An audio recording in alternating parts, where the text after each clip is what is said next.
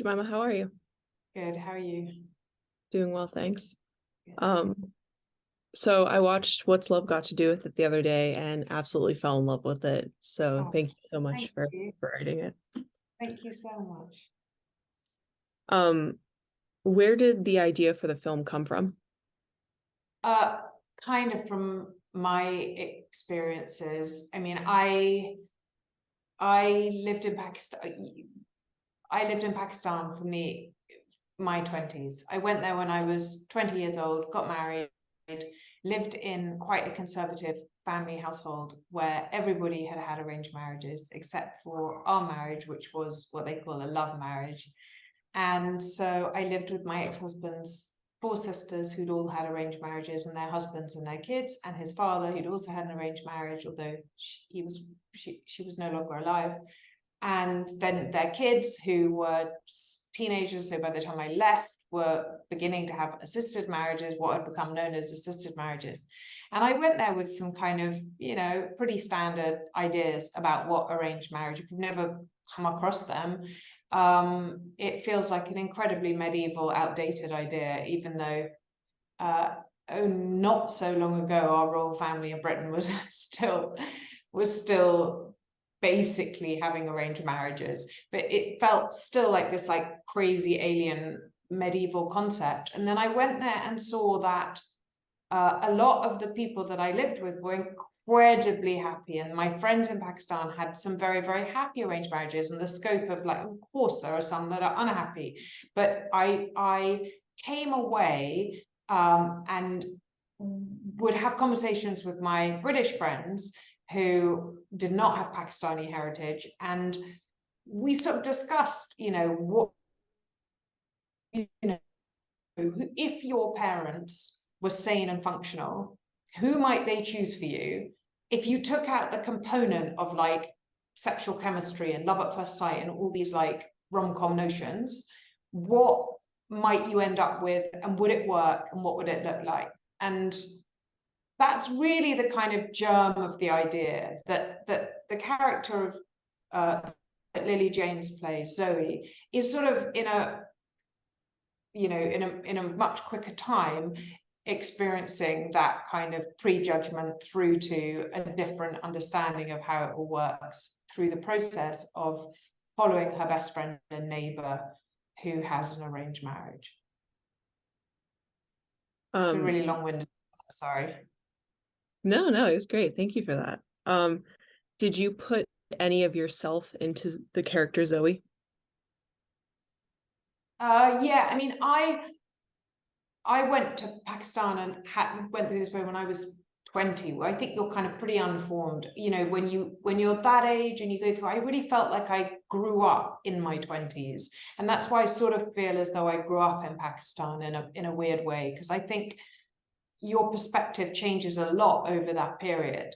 And Lily James's character is in her mid-30s. She has a kind of successful career behind her and has not got married or had kids. So the background of that character is different, but definitely there are always going to be, especially with your first film, there's going to be a lot that is autobiographical in those kind of explorations. But I would say there also is, even with the Shahzad character, Shahzad Latif's character, who's constantly trying to kind of balance family duty and the desire for autonomy and independence, and wanting to please his parents, but also wanting to make the right choice for himself. And those are also things that I have sort of grappled with. And so I think that yeah, all the characters, especially with the first film, I think have elements of yourself in. Awesome. What inspired you to title this What's Love Got to Do with It? I don't, the studio might get cross with me for saying that, but I didn't love the title, although it does speak to the themes of the film, as in,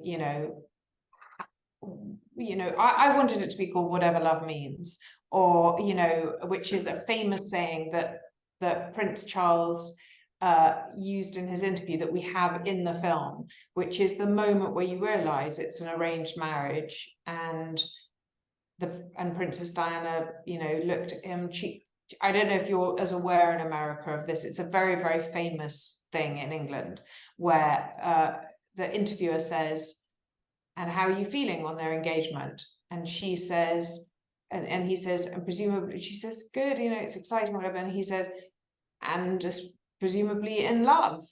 And she says, "Of course." And she looks to him and he says, "Whatever love means." And it was that moment where everyone watching sort of went, "Wait, what? This is the engagement video interview." And so I liked the idea of what is love, you know, and that was the title. But I know it's confusing for Americans because of the Tina Turner biopic. Ultimately, the writer doesn't get to choose the title. Ah, gotcha, gotcha. But thank you for the explanation. Um, in the film, there's a lot there's a lot of layering to it, and there's a lot of blending with East and West, traditional and modern. Um, what was it like for you balancing all of that without kind of oversaturating the film with all of these messages? Yeah. It is always, it's a fine line, isn't it? I sort of almost feel like it's presumptuous to judge my own kind of, you know, whether I did manage that or not. But yeah, it was,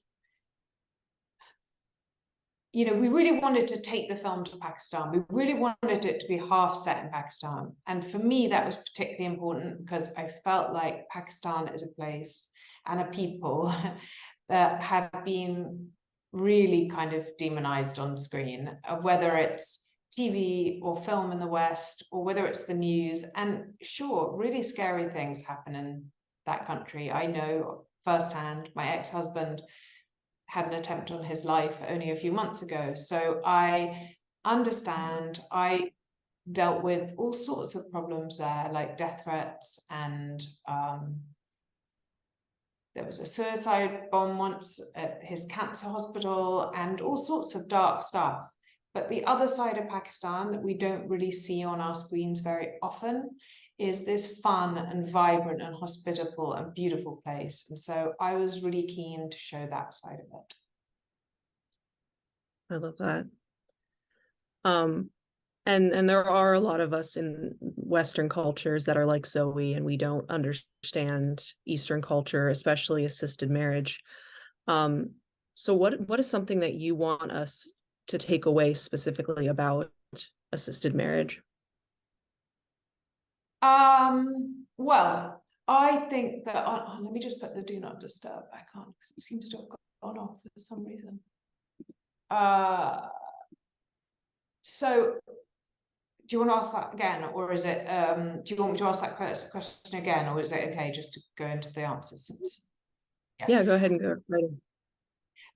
what would I like audiences to take away? Well, look, ultimately it's a rom-com. I want people to be entertained.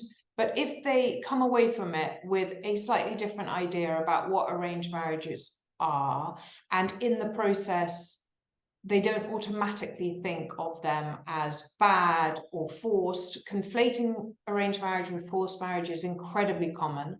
And for the most part, it is a consensual thing. And also the idea that, you know, I'd really like people, I mean, it's actually amazingly in England, at least, the reception to the film has been that people want to now go and visit Pakistan, which has been lovely. It feels as though I'm now should be on the tourist board, because unfortunately we didn't get to show all the beauties of Pakistan. You know, COVID was partly to blame for that, but it is a really beautiful country, and it's beautiful with beautiful people. And so it would be really great if in the process of enjoying the film that resonated a bit. Oh, for sure, for sure. Um, and the cast was incredible. What was it like having them bring your story to life?